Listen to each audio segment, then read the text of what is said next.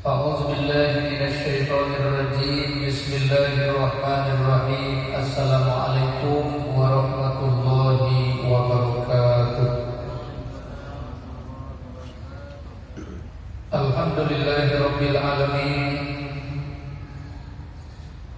الذي أرسل رسوله بالهدى ودين الحق ليظهره على الدين كله ولو كره الكافرون walau karihal musyrikun. Asyhadu an la ilaha illallah wahdahu la syarika lah wa asyhadu anna Muhammadan abduhu wa rasuluhu allazi la nabiyya ba'dah. Bersyukur kita kepada Allah Subhanahu wa taala di zuhur yang penuh berkah dan mulia ini kita semua bisa melaksanakan ibadah sholat zuhur berjamaah. Ini karunia dari Allah. Apabila diseru dalam panggilan azan hayya 'alas sholat, maka kita jawab dengan la haula wala quwwata illa billah. Hakikatnya kita mampu mentaati perintah Allah dan meninggalkan larangannya.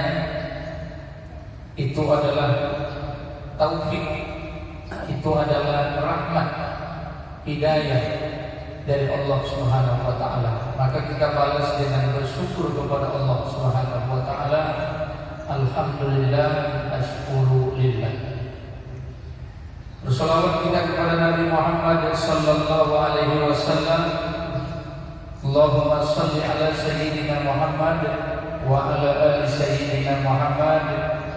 Dan bersalam kita kepada beliau. Assalamualaikum ya Rasulullah, Assalamualaikum ya Habibullah.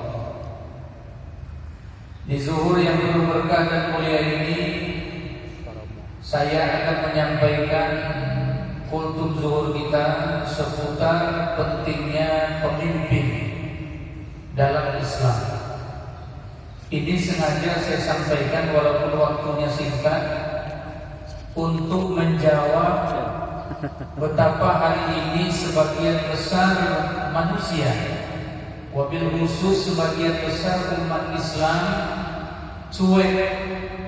Cuek itu artinya tak peduli, bahkan menganggap enteng dan remeh soal kepemimpinan.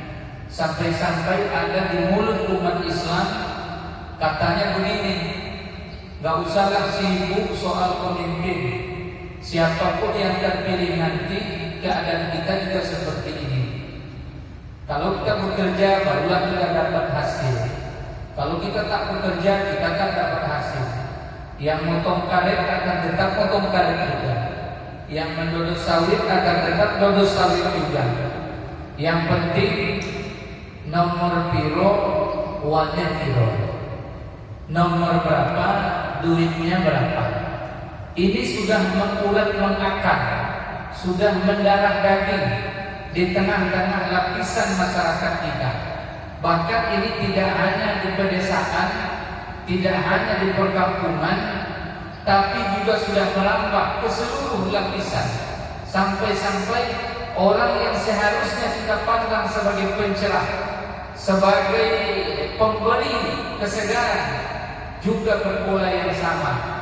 Gak usah sibuk dengan urusan politik, gak usah pikirkan masalah pemimpin.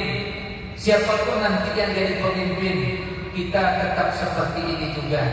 Maka yang penting adalah siapa yang memberi, siapa yang mengasihi, siapa yang memberikan uang, maka itu yang mesti kita pilih. Maka menolak subhat inilah saya ingin sampaikan sedikit pandangan agama kita. Mudah-mudahan dengan cakap agama, dengan omong agama, maka semua kita yang lahir dalam keadaan muslim, yang yakin dengan Quran dan hadis, percaya dan menjadikan Quran hadis itu di atas segala-galanya, mudah-mudahan ini bisa ngerem, bisa menahan lajunya, dan kalau perlu bisa membalikkan dari yang tadi tak peduli, mudah-mudahan bisa jadi peduli terhadap betapa pentingnya pemimpin dalam pandangan agama Islam. Pertama, pertama, siapa itu pemimpin? Siapa itu pemimpin? Kalau kita mau jawab secara umum, pemimpin itu semua kita. Ini diambil dari hadis Nabi, kullukum ra'in wa kullukum mas'ulin an ra'iyatihi. Setiap kalian adalah pemimpin dan setiap pemimpin akan ditanya dengan siapa yang dia pimpin atau apa yang dia pimpin. Itu secara umum. Kita ini semua pemimpin. Tapi naik lagi ke jenjang sedikit, muncullah seorang suami, pemimpin bagi rumah tangganya. Muncul lagi RT, pemimpin bagi rukun tetangganya. Muncul lagi RW, muncul lagi kadin, kepala lingkungan, kadus, kepala dusun. Muncul naik ke atas, kepala desa, naik lagi ke atas, Pak Camat, naik lagi ke atas, Pak Bupati, Wali Kota, naik lagi ke atas, muncul Pak Gubernur, naik lagi ke atas, muncul Presiden. Kalau dalam tataran Islam, muncul namanya imamah. Di sana ada khilafah, yaitu satu komando umat Islam untuk seluruh dunia. Kapan itu terwujud? Tunggu masanya, akan datang itu. Yaitu di masa khalifah yang dijanjikan oleh Rasulullah SAW, yaitu Imam Mahdi yang kelak di kemudian hari akan berhadapan dengan Dajjal sebagai pertanda akhir zaman. Ngomonglah sekarang benci khalifah, ngomonglah sekarang tak mau kepemimpinan imamah. Tapi sadar atau tidak sadar, kita sedang digiring menuju ke akhir zaman. Siapa yang bicara? Hadis. Siapa yang bicara? Rasulullah, bukan kosong dari para ustaz kita. Maka ini mesti kita ingat. Kalau ada yang anti terhadap khilafah, anti terhadap imamah, pikir dulu baik-baik. Pikir dulu baik-baik. Selama masih jalannya konstitusional, jalannya tetap dalam kondisi baik, jangan musuhi agama, jangan benci nabimu, jangan rusak daripada Quranmu.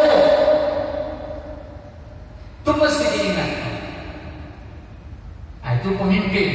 Jadi pemimpin adalah orang-orang yang diberi amanah untuk memimpin dirinya, keluarganya, masyarakatnya. Saya sudah sampaikan tatarannya. Lalu untuk apa pemimpin dalam Islam? Ini perlu digarisbawahi. Samakah dengan orang yang hari ini berebut mau jadi caleg legislatif, yang menjual kebun karet, menjual kebun sawit, meminjam duit ke sana, ada sponsor di belakangnya, cari pinjaman ke sana. Samakah misi di otaknya? Untuk apa dia duduk di sana? Ini perlu tahu kita.